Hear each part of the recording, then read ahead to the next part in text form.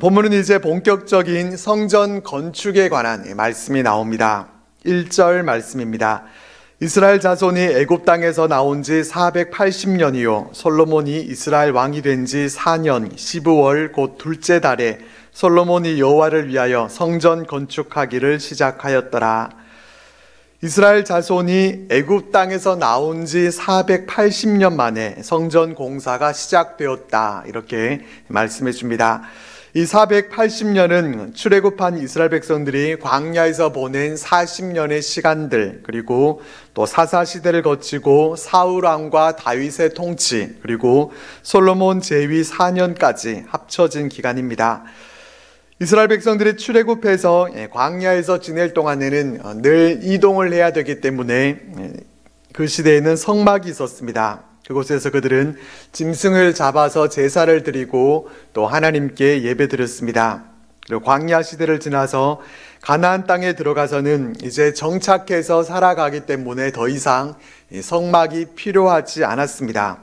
이제는 이동할 필요가 없기 때문에 성막이 아니라 성전을 지으면 됐지만은 하나님은 성전을 지으라고 하지 않으셨습니다.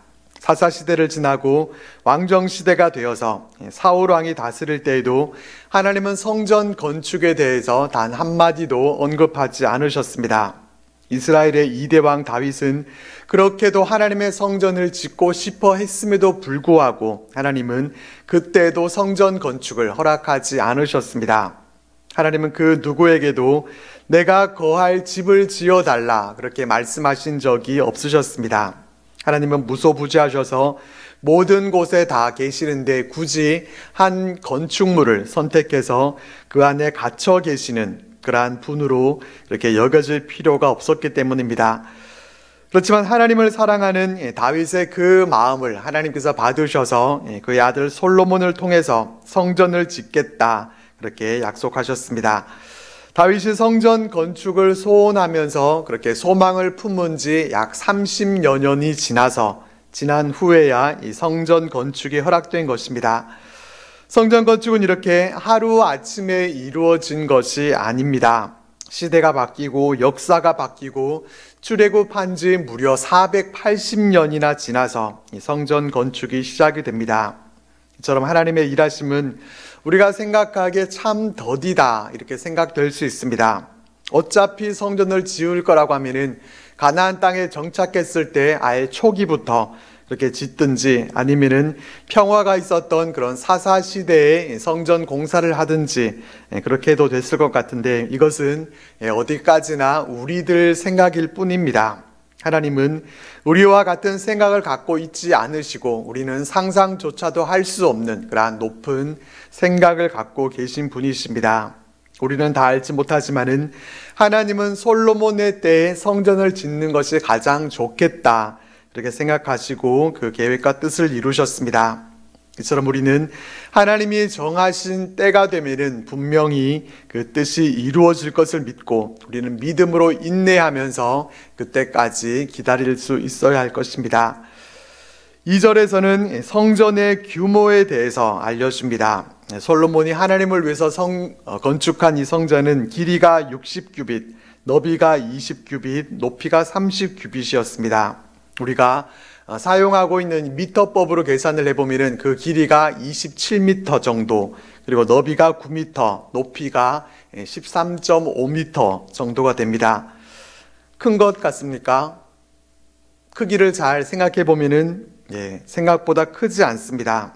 우리가 좋아하는 평수로 계산을 해보면은 약 74평 정도가 됩니다. 분명한 것은 우리 예배당보다 작습니다. 부자들도 80평 아파트에 사는 사람이 있는데 하나님의 성전이 74평밖에 되지 않는다. 말이 되지 않는 것 같습니다. 또 솔로몬 성전이 제가 생각한 것보다 너무 작다는 생각이 들어서 적지 않게 놀랐습니다. 그래서 다른 신전들의 크기가 얼마 정도 되는가 제가 조사를 해보니까 아테네 파르테논 신전은 길이 70m에 너비가 31m라고 합니다. 신약 성경에 나오는 헤롯 성전의 크기는 길이 175m에 너비가 85m가 됩니다. 그리고 지금 세계에서 가장 큰 성 베드로 성당의 크기가 얼마인가 하면은 길이가 187m, 너비가 140m라고 합니다. 그러니까 솔로몬 때 건축한 이 성전은 우리가 생각한 것보다 작은 크기의 성전입니다. 그렇다면은 하나님은 왜 작은 크기에 그렇게 크지 않은 이 성전을 짓도록 허락하셨을까? 왜 하나님은 성전을 크게 짓도록 허락하지 않으셨을까라는 그런 의문이 생기지 않습니까? 막 생기시죠? 솔로몬 성전의 크기가 그렇게 크지 않았던 그 이유를 우리가 세 가지 정도로 추측해 볼 수가 있습니다. 하나는 당시 이스라엘의 경제적 또 기술적 한계로 인해서 큰 규모의 성전을 짓는 데에는 한계가 있어서 그것이 어려웠을 수 있습니다. 처음 짓는 성전이었고 또 아직 대규모 건축 프로젝트를 시행해 본 적이 없어서 한계가 있어서 그랬을 수 있습니다. 또 하나는 인간의 욕심과 교만함을 경계하기 위해서라고 추측해 볼 수 있습니다. 하나님은 솔로몬에게 성전 건축을 허락하시면서도 그의 마음이 혹여나 하나님을 떠나지는 않을까, 다른 것에 집착하지 않도록 그렇게 경고하셨습니다. 성전의 크기가 작다는 것은 인간의 능력과 업적이 그렇게 별것이 아니다, 초라해 보이는 성전과 같이 하나님 앞에서는 그것이 별것 아니라는 그런 상징적으로 이것을 보여주는 것일 수 있습니다. 마지막 세 번째로는 성전이 단순한 건축물이 아니라 하나님의 임재와 영광의 상징이 되는 것, 그런 장소이기 때문일 것입니다. 성전은 하나님이 이스라엘 백성들과 서로 만나는 그러한 장소였고 또 하나님께서 그곳에서 이스라엘 백성들의 기도를 들으셨습니다. 그렇기 때문에 성전의 크기는 그렇게 중요하지 않았습니다.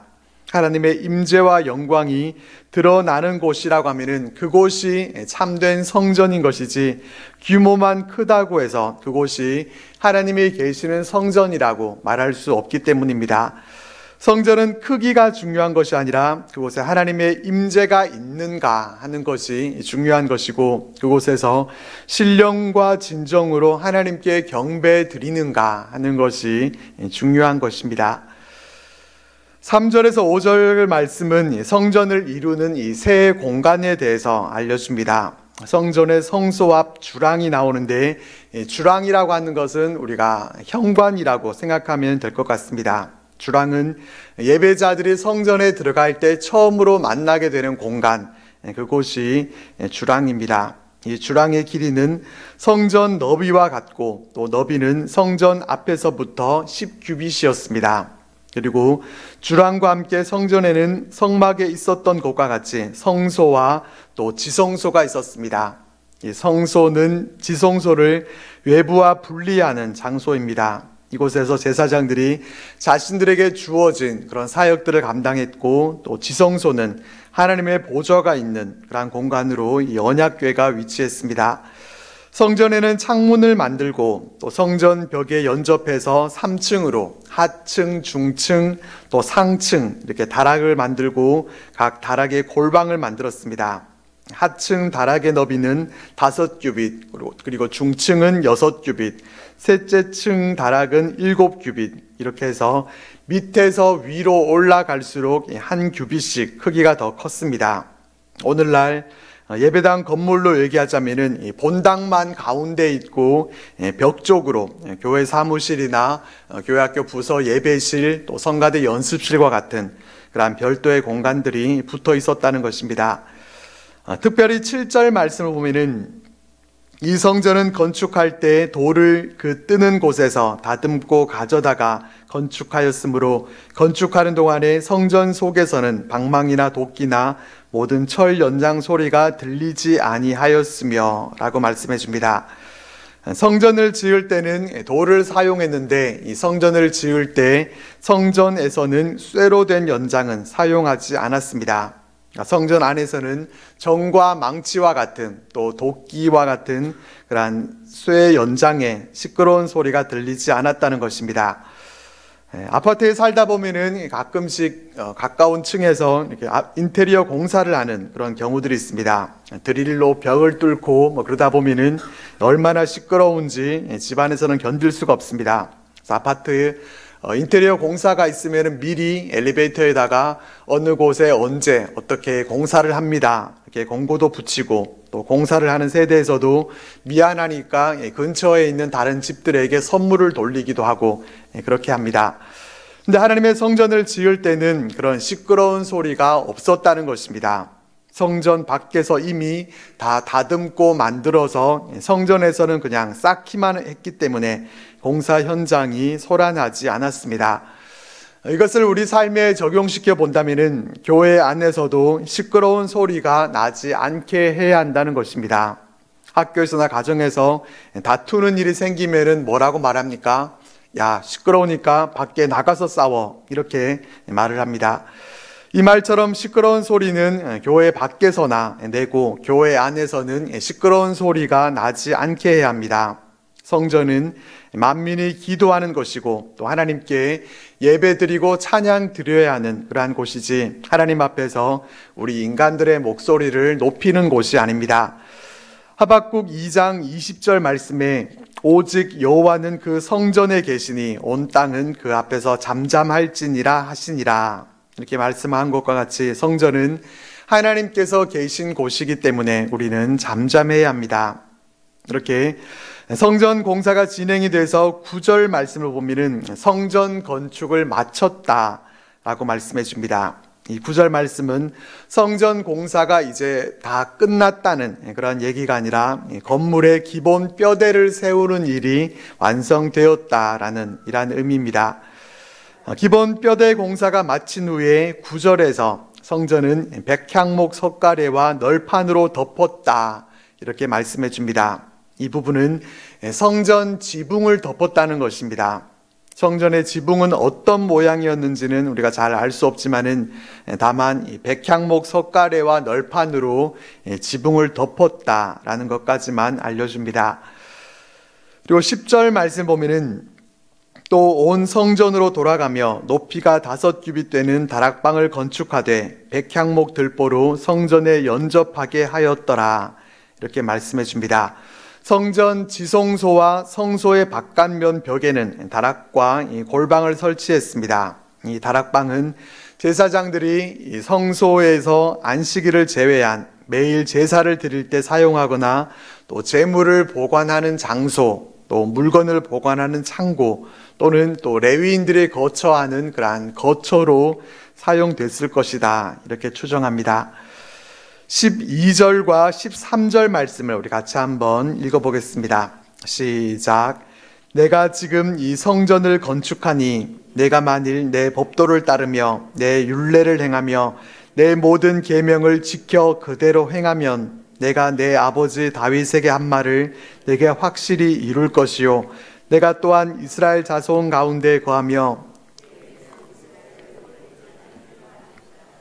아멘.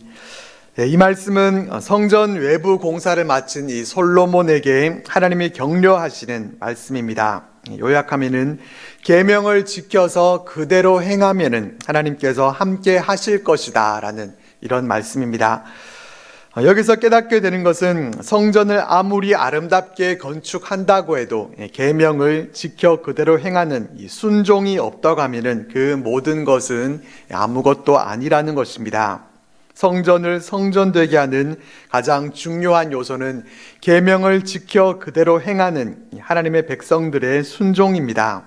이것이 빠져있는 성전은 아무 의미 없는 그런 빈 껍데기만 될 뿐입니다.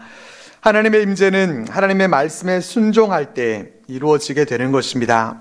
근데 이스라엘 백성들은 나중에 가서 보면은 성전만 믿고서 순종은 하지 않으면서 하나님께서 늘 성전에 계시고 그들과 함께 하고 계시는 것으로 그렇게 착각하면서 종교 생활을 했습니다. 이방인과 고아와 과부들을 돌보지 않고 압제하면서 그들은 그런 가운데서도 하나님의 성전을 또 도둑의 소굴로 만들어 버렸습니다. 그런 그들에게 하나님은 예레미야 선지자를 그들에게 보내셔서 너희는 이것이 여호와의 성전이라 여호와의 성전이라 여호와의 성전이라 하는 거짓말을 믿지 말라 이렇게 전하셨습니다. 하나님은 겉껍데기에 성전만 붙들고 있었던 이 백성들에게 마침내 이 성전에 돌 하나도 남지 않도록 그렇게 성전을 모두 다 파괴시켜 버리셨습니다. 성전은 건물이 중요한 것이 아니라 이곳에서 예배하는 하나님의 백성들이 하나님의 계명에 순종하는 삶을 살아가는가 하는 것이 더 중요한 것입니다. 14절 말씀 보면은 여기에도 이 솔로몬이 성전 건축하기를 마치고 이렇게 되어 있습니다. 이것은 성전 외부 공사가 끝났다는 것을 의미합니다. 그리고 이제 15절 이하에서부터는 성전 내부에 대한 내용이 나옵니다. 15절 말씀입니다. 백향목 널판으로 성전의 안벽, 곧 성전 마루에서 천장까지의 벽에 입히고 또 잣나무 널판으로 성전 마루를 놓고 성전의 외부 공사는 돌로 했죠. 돌로 하고 그리고 내부의 벽은 백향목 널판으로 씌우고 또 금박을 입혔습니다. 성전의 마루와 천장과 벽까지 모두 다 백향목과 잣나무 널판을 사용했습니다. 백향목은 단단하고 썩지 않고 또 벌레가 먹지 않는 그런 특성을 갖고 있습니다. 그리고 잣나무는 백향목보다 가볍고 또 탄력이 있고 또 습기에 강한 그런 나무입니다. 그래서 홍수 때 노아가 이 방주를 만들 때 잣나무로 만든 것은 습기에 강한 그런 특성 때문입니다.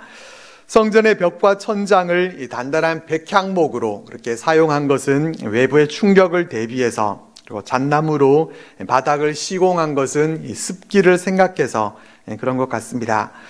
16절 말씀에는 백향목 널판으로 가로막아라고 하는 표현이 나오는데, 백향목 널판을 사용해서 성소와 지성소를 구분하는 그런 칸막이를 만들었다는 것입니다.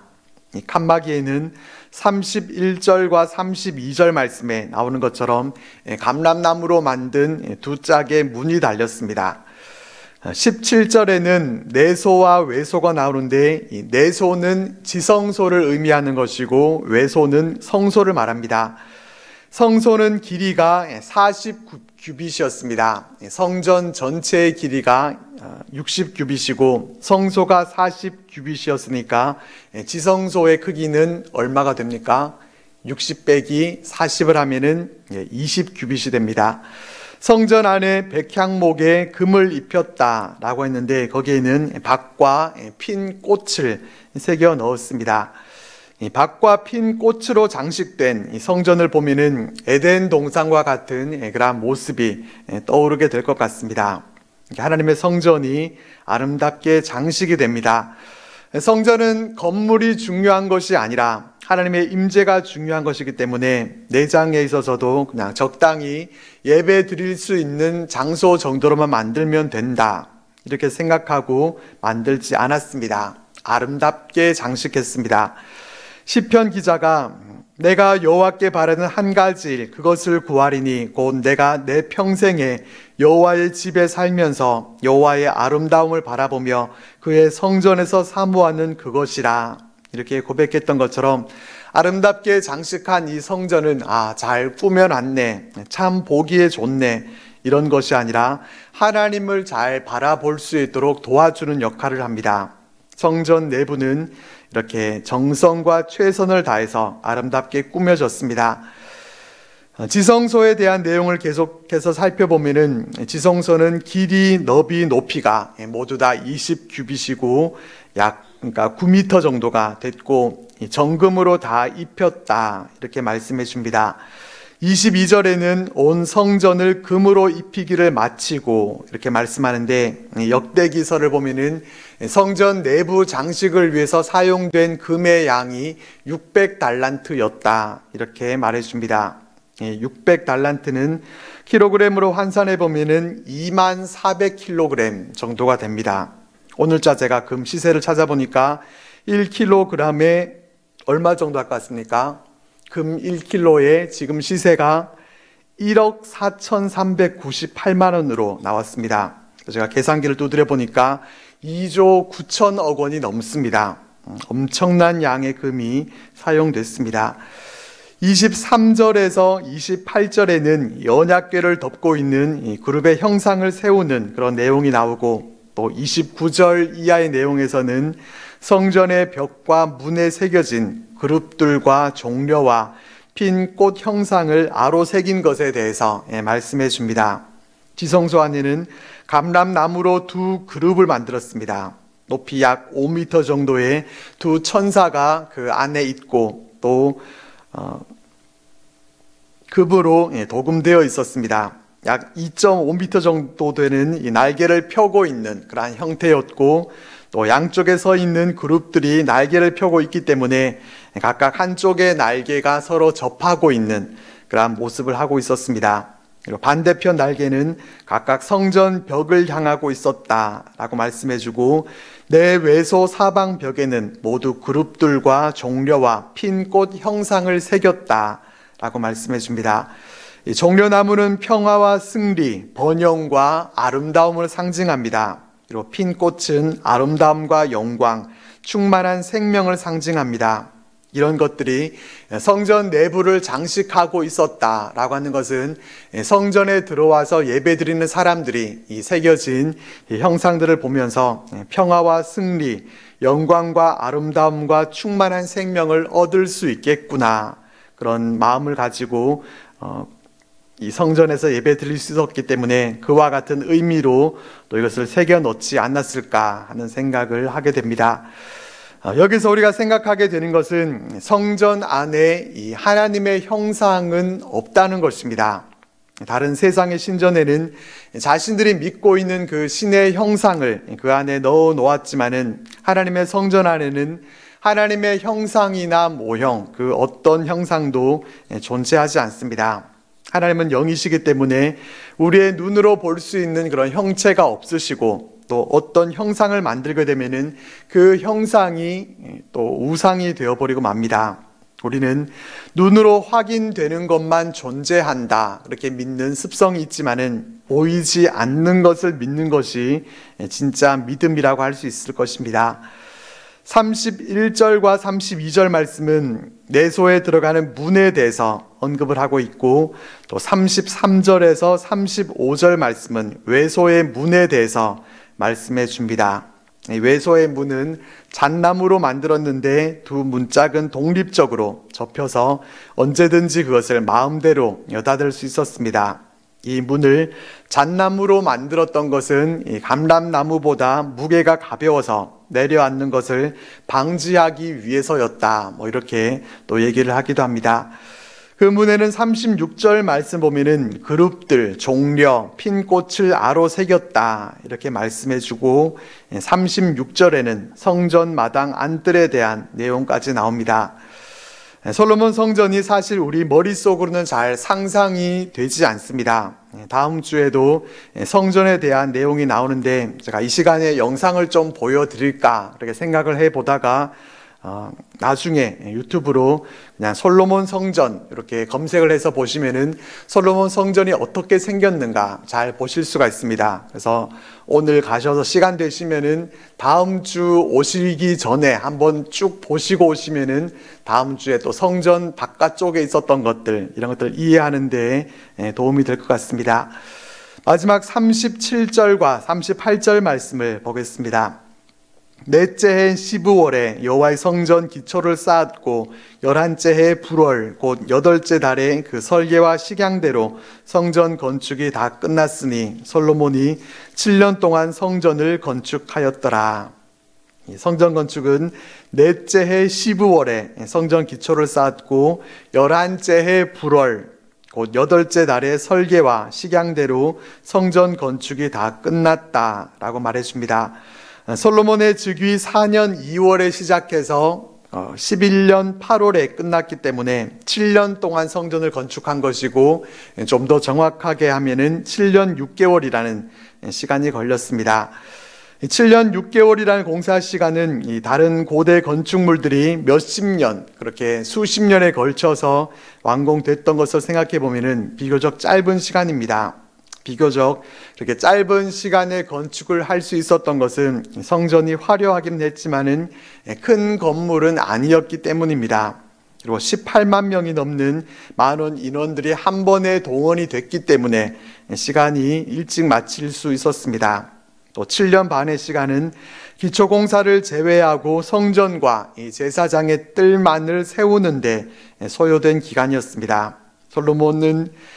성전은 솔로몬 때 짓기는 했지만은 사실 다윗 때부터 자재들과 또 필요한 것들을 많이 갖추어 놓았습니다.